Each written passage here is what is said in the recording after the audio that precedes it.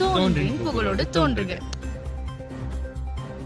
அமெரிக்காவில் உள்ள ஒரு பள்ளியில் நடந்த துப்பாக்கி சூட்டில் 3 பேர் விழுந்துருக்காங்க.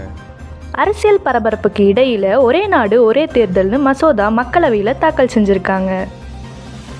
அதானி நிறுவனத்திற்கு எதிராக வழக்கு தொடர்ந்தவங்க மீது மும்பை உயர்நீதிமன்றம் ரூபாய் 50,000 அபராதம் விதிச்சிருக்கு. நியூயார்க்கில் உள்ள இந்திய தூதரகத்திற்கு 297 பழங்கால பொருட்கள் ஒப்படைக்கப்பட்டிருக்கு.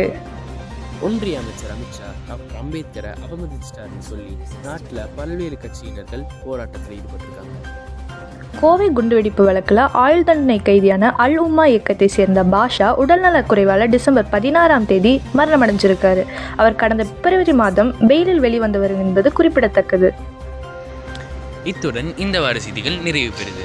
அடுத்த வாரம் சந்திப்போம் புதிய செய்திகளுடன். இது உங்கள் ராவணன் தலைகள்.